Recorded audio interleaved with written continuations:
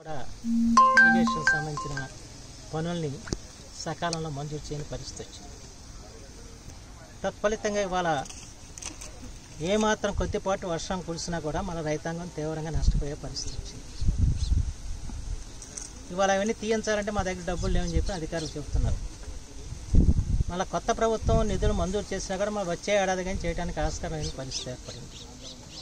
ఈ ఏడాది మనం ఏం చేసే పరిస్థితులు లేని స్థితి ఉంది ఇవాళ. అలాగే అవుట్ ఫాల్ సూయిల్స్ని మళ్ళీ పునర్నిర్మాణం చేయాల్సిన బాధ్యత ఉంది. ఆ బాధ్యతని గత ప్రభుత్వం విస్మరించింది. ఈ ప్రభుత్వం దాన్ని చేపట్టాల్సిన పని ఉంది. కానీ అవన్నీ మంజూరు చేయించినా ఇవన్నీ మళ్ళీ వచ్చే సంవత్సరంకి మనం దాన్ని చేయగలం తప్ప ఈ లోపల చేసే పరిస్థితి లేదు. అంచేత 5,000 ఎకరాలకి ఏ విధంగా మనం వాళ్ళని బతికించాలి, ఏదైనా ప్రత్యామ్నాయంగా మనం ఏదైనా చేయగలుగుతామని చెప్పి ఆలోచన చేయడానికి ఈరోజున అధికారులను తీసుకుని ఈ ప్రాంతాలన్నీ కూడా పర్యటించడం జరిగింది. ఎందుకంటే ఎక్కడొక్కడ ఒక పైసా ఇరిగేషన్ డిపార్ట్మెంట్ దగ్గర లేని స్థితి కల్పించారు. అయితే పరిస్థితులన్నీ కొంత అవగాహన చేసుకున్నాం. ఏం అవగాహన చేసుకున్నా కూడా వెంటనే ఇవాళ మనం నిధులు మంజూరు చేయించి పనులు మొదలు పెట్టించే పరిస్థితులు లేని స్థితి ఏర్పడింది. అయితే ఉన్న పరిధిలో ఎంతైనా కొంతైనా వాళ్ళకి ఎలాగైనా నీళ్ళు అందించి వాళ్ళని ఏదైనా బతికించాలని చెప్పిన ఆలోచన ఎలాగన్నది కొంత ఆందోళనగా కూడా ఉంది. ఎందుకంటే అన్నమాట ఎప్పుడు కూడా తప్పలేదు, ఈసారి తప్పే పరిస్థితి ఇవాళ ఏర్పడింది అని చెప్పిన ఒక బాధ కూడా ఉంది. అయినప్పటికీ శతవిధాలా కూడా ప్రయత్నం చేస్తాం రైతాంగానికి తోడ్పడటానికి. ఎందుకంటే మన అవనిగడ్డ నియోజకవర్గం అన్నది ప్రధానంగా రైతాంగ ఆధారిత నియోజకవర్గం. ఇక్కడ వేరే పరిశ్రమలు లేవు, వేరే వ్యవహారాలు లేవు.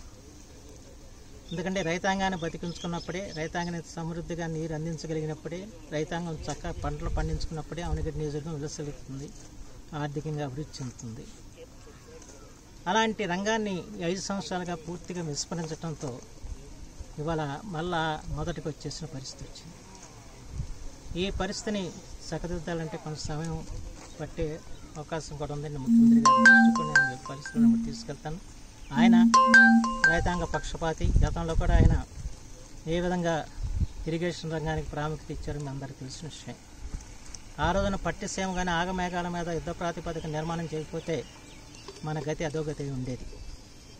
ఎప్పుడైతే నీటి సంక్షోభం ఏర్పడిన పరిస్థితుల్లో, కృష్ణానదిలో నీళ్ళు లేని పరిస్థితుల్లో గోదావరి జలాలను ఇచ్చి కృష్ణా డెల్టాను కాపాడిన ఘనత ఒక నారా చంద్రబాబు గారికి మాత్రం దక్కిందన్న విషయం మనం గుర్తుంచుకోవాల్సిన అవసరం ఉంది.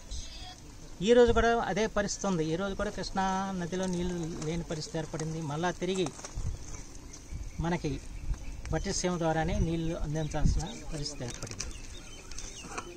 ఇదే కానీ చంద్రబాబు గారికి మళ్ళీ రెండోసారి కానీ ముఖ్యమంత్రిగా ఆ రోజున ప్రమాణ స్వీకారం చేస్తుంటే ఇప్పటికి పోలవరం నీళ్ళతో మనం సుభిక్షంగా ఉండేవాళ్ళం. వాళ్ళ పోలవరం ప్రాజెక్టుని అటకెక్కించిన పరిస్థితి జగన్మోహన్ రెడ్డి ఏ విధంగా దాన్ని సర్వనాశనం చేశాడో మనందరం కూడా చూసాం.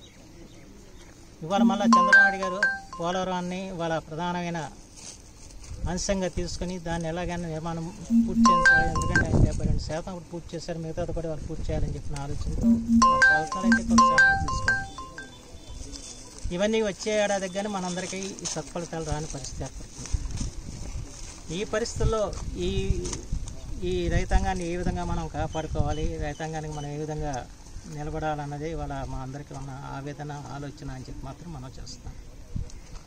ఎందుకంటే ఎప్పుడు కూడా అవనిగడ్డ నియోజకవర్గంలో రైతాంగాన్ని నిలబెట్టుకుంటేనే ఇక్కడ శాసనసభ్యుడిగా నాకు విలువ ఉంటుంది తప్ప రైతాంగం అలో లక్షణం అంటే ఇక్కడ శాసనసభ్యుడిగా ఉంటే ఆనందం కూడా ఉన్న పరిస్థితి ఏర్పడింది. అంచేత గతంలో కూడా ఇప్పుడు రైతాంగం తరఫున పోరాటం చేసాం ప్రభుత్వాలతో. అంచేత ఎప్పుడు కూడా రైతాంగం విషయంలో వాళ్ళకి ఇబ్బందులు తొలగించే విషయంలో ఎప్పుడు కూడా వెనకడిగేసే ప్రసక్తే లేదు.